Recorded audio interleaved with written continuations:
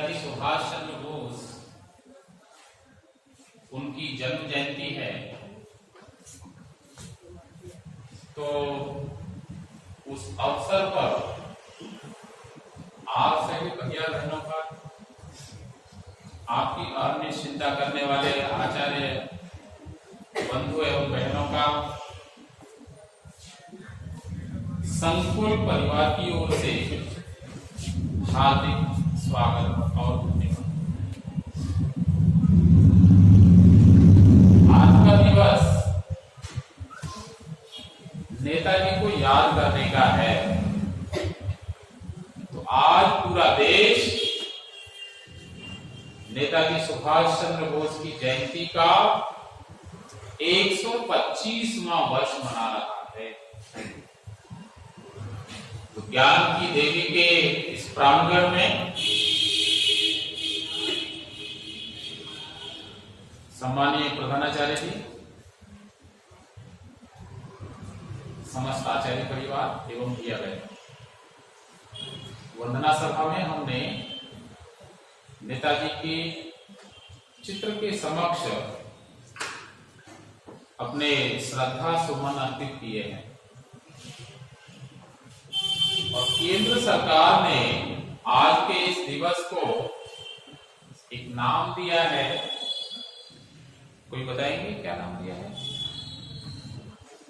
हाँ, पराक्रम दिवस। तो पराक्रम दिवस क्यों कहा है, कोई बता सकते हैं? पराक्रम दिवस क्यों कहा है, बताएं। कल किसी ने समाचार, हम सब ने उनके जीवन की बहुत सारी घटनाएं सुनी हैं। प्रारंभ से कुशाग्र बुद्धि के विद्यार्थी काल में, ऐसा कहते हैं आईसीएस की परीक्षा में, जो आजकल आईएएस की परीक्षा होती है, उस समय आईसीएस कहलाती। तो उस परीक्षा में एक निबंध लिखना था और उस निबंध को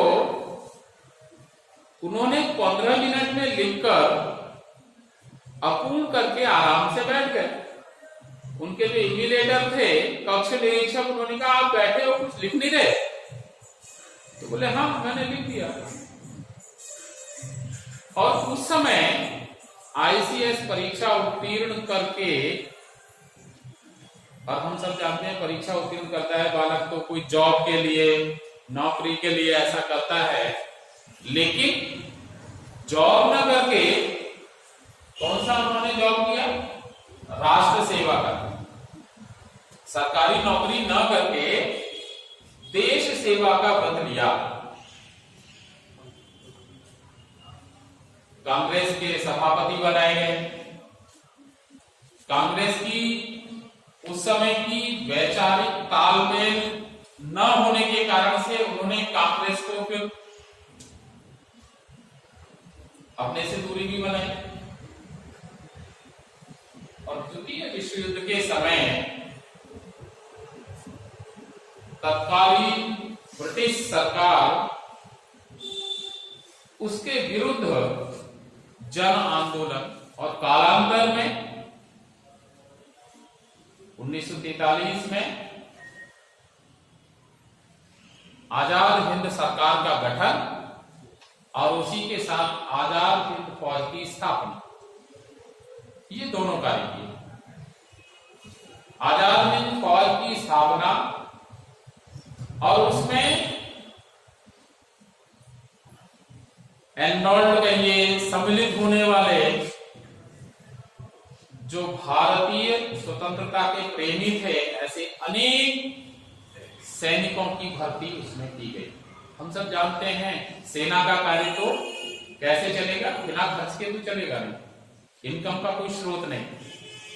तो कहते हैं सुभाष जी ने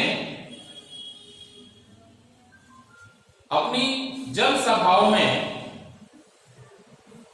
भारत के आम लोगों से, माता बहनों से जब सहयोग की अपील की, तो कहते हैं वहां उपस्थित नागरिकों ने, महिलाओं ने अपने आभूषण, अपना कैश, नगदी जो भी थी वो उनको समर्पित किया कि आप इसके माध्यम से क्या करो, आजाद हिंद फौज को मजबूत बनाओ, उसको आवश्यक जो सैन्य रसद है वो उपलब्ध कराओ।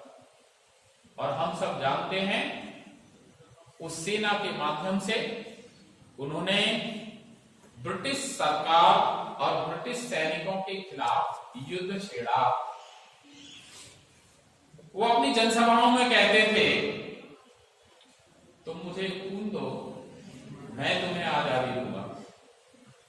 शायद उनका यह नारा ब्रिटिश सरकार को चुभता था, उनको डर था कि ऐसी सेना जो अभी उनका कोई सोर्स ऑफ इनकम नहीं, संगठित भी बड़े स्तर पर नहीं है, इतने के बाद भी वर्मा, सिंगापुर और भारत का जो पूर्वोत्तर क्षेत्र है उन क्षेत्रों में ब्रिटिश सेना को हराकर और वहां आजाद हिंद सरकार का गठन जो कर सकता है वो आगे आने वाले समय में हमको नाकों चने चबाएगा। और हम सब जानते हैं इसके परिणाम स्वरूप ही वर्ष 1947 में अपना देश आजाद हुआ। तो आज संपूर्ण देश उनकी 125वीं जयंती मना रहा है। उनके उस पराक्रम के कारण इस दिवस को केंद्र सरकार ने पराक्रम दिवस के रूप में मनाने की बात कही है। हम सब चूंकि सरस्वती विद्या मंदिर के भैया बहन हैं, तो उनके जीवन के जो प्रेरणास्पद वृतांत हैं, संस्मरण हैं, उनको अपने जीवन में उतारने का, व्यवहार में अपनाने का अवसर है। हम संकल्प करें कि नेताजी के द्वारा जो बातें हमको अपने जीवन में अपनाने योग्य हैं, अब जैसे क्या कुशाग्र बुद्धि की बात थी, योजना रचना की बात थी, हम अपने विद्यार्थी जीवन में अपने समय का नियोजन करें, अपने पाठ्यक्रम का नियोजन करें और एक उचित टाइम टेबल बनाकर अपने अध्ययन को प्रभावी बनाएं